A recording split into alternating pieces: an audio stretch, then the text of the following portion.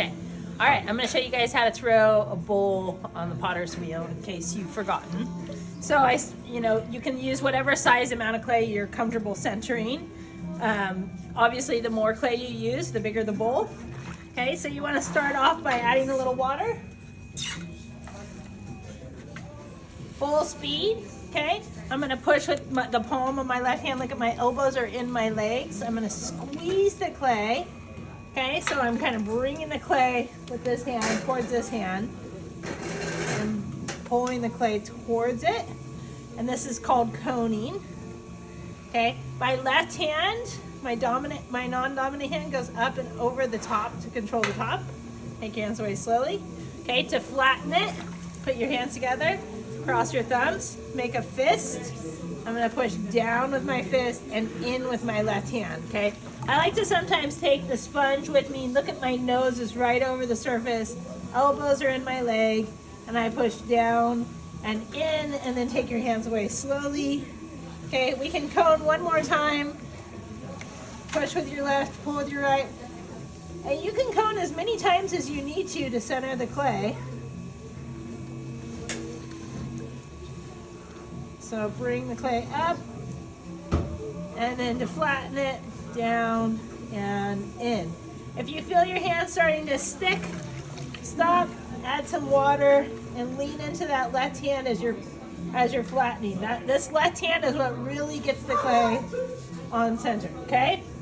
So you want your clay to be spinning perfectly even, very centered. You can see how it's not moving at all. And then to open it, you're going to open up your left hand or your non-dominant hand, put your dominant 2 fingers in this little saddle right here, okay? You want water in your clay. Your hand's going to kind of be above the top, and you're going to slide your hands down, elbows on your legs, slide your hands down until you find the center. So I know I'm in the center because my hands aren't moving at all, okay? So now I can start to press down, down, down, down, and I want to leave a 1/2 inch of clay at the bottom, okay? So when you get to what you think might be about a 1/2 inch, stop your wheel and use your needle tool to test the thickness. So stick your needle tool down, slide your hand down to where it touches the clay, hold your needle, and you can see that's a good 1/2 inch, a little thicker than a 1/2 inch. So if I wanted to, I could go down just a touch more, but that's pretty good for right now, okay?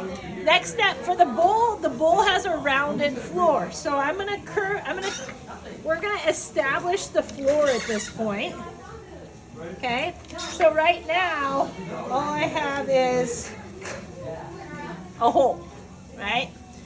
And what I'm gonna do next is I'm gonna curve my finger back and pull it up, okay? So supporting with my non-dominant hand. Notice that my thumb's not like this. My thumb's now back with my hand. My hand's kind of curved in front of me. I'm going to take my fingers from the inside and pull back and uphill to create a rounded floor.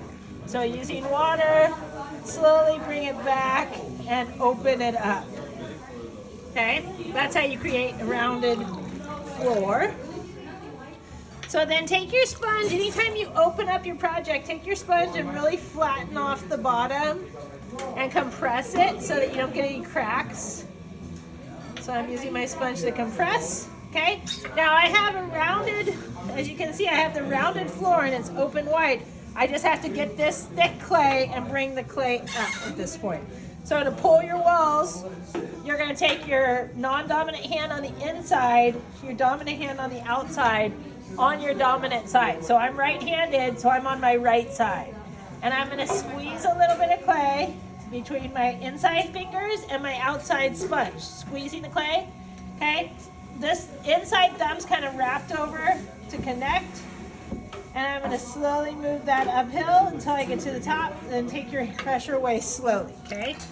Then I'll go again from the bottom, trying to get that clay that's right on the bottom, squeeze it, and bring it uphill, okay?